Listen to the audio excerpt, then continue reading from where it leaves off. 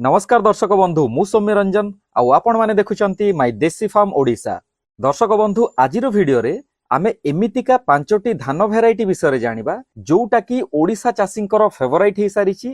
आउ केवल ओडिशा ही काहींकी सारा भारत वर्ष रे टॉप 10 धान बिहन मध्य रे आसुची। जेमिति की आपण समस्त जानिचंती धान चाष रे भल लाभ पाइबा पई हेले आपण को प्रथमे बिहन भल दरकार, तापर से बिहन रे रोग पोक प्रति सहनशीलता थिबा दरकार, जहा फल कि आपणकर कीटनाशक फंगिसाइड ए सबुर खर्च कमी जिवो। ता सहित आपण जो बिहन को बाछुचंती सेही बिहन क्लाइमेटिक स्ट्रेस को मध्य सही पारुथिबा दरकार। जेमिति कि अत्यधिक वर्षा हे गला, बिल रे पानी जमिकी रहुची किंबा मरुडीर समस्या देखा जाउची, पानी शॉर्टेज होउची, तो ए समस्त परिस्थिति रे सर्वाइव करि पारुथिबा दरकार। तो आज आमे जो पांचटी बिहन विषय रे जानिबा ताकू केवल मु रेकमेंड करूनी, विगत 4-5 वर्ष धरी बहुत चाषी ताकू पसंद करि आसीचंती और बहुल परिमाण रे ए बिहन गुडाक बिक्री हे सारिछि। प्रथम भेराइटी होउची श्रीराम कंपनी रो सुपर 505। श्रीराम कंपनी रो सारा भारत रे बहुत बढ़िया ना अछि। धान रो विभिन्न प्रकार किस्म ये तैयारी करिथाय। आमे जदि एई कंपनी रो सुपर 505 विषय रे जानिबा ताहेले एई भेराइटी पाचिकी रेडी होबा पई 135 रु 140 दिन लागिथाय। गछर उच्चता 110 रु 115 सेंटीमीटर मध्य रही थाए। एई धान चाष रे बहुत बढ़िया प्रोडक्शन मिली थाए। चाउलर स्वाद मध्य बढ़िया लगे। धान केंडार साइज 22 रु 25 सेंटीमीटर मध्य रुहे। आउ गोटे गछरे 18 रु 22 पर्यंत पिल बाहरी थाए।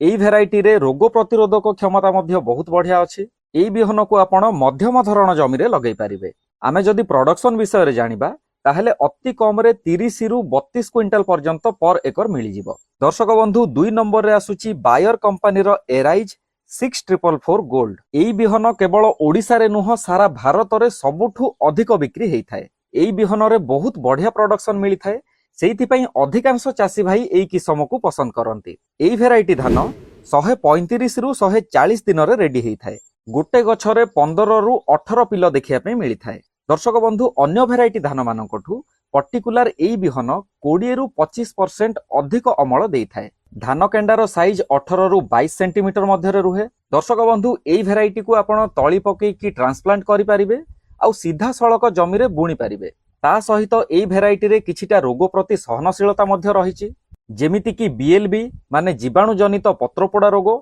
आउ पत्रमोड़ा रोगर मध्य सहनशीलता देखिबा पई मिली थाए। दर्शक बंधु 3 नंबर रे अछि पायोनियर कंपनी रो 27P37। एई भेराइटी 128 रु 132 दिन मध्य रे रेडी हेई थाए। एई भेराइटी धानर साइज मीडियम रुहे, देखिबारे बहुत ही सुंदर आउ खाइबारे मध्य बहुत स्वादिया लागि थाए।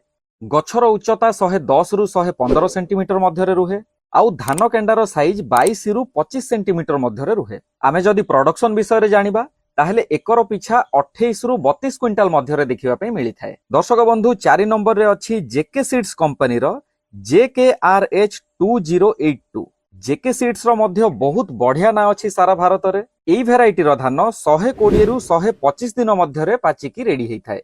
एई भेराइटी रो धान बड़ साइज रो थाए, देखिबा पई लंबा आउ मोटा मध्य थाए। गछर उच्चता 105 रु 110 सेंटीमीटर मध्य रे रुहे आउ गोटे गछरे 12 रु 15 पिल आसी थाए। एई गछरे धान केंडार साइज बहुत ही लंबा थाए, 30 सेंटीमीटर पर्यंत देखा जाइछि। एई भेराइटी धानर सबुठु बढ़िया गुण हला अधिक पवन हेले किंबा झड़ बात्या हेले गछ भांगी न थाए आउ हार्वेस्टिंग टाइम रे किंबा धान पाची सारिबा परे मध्य झड़ी न थाए।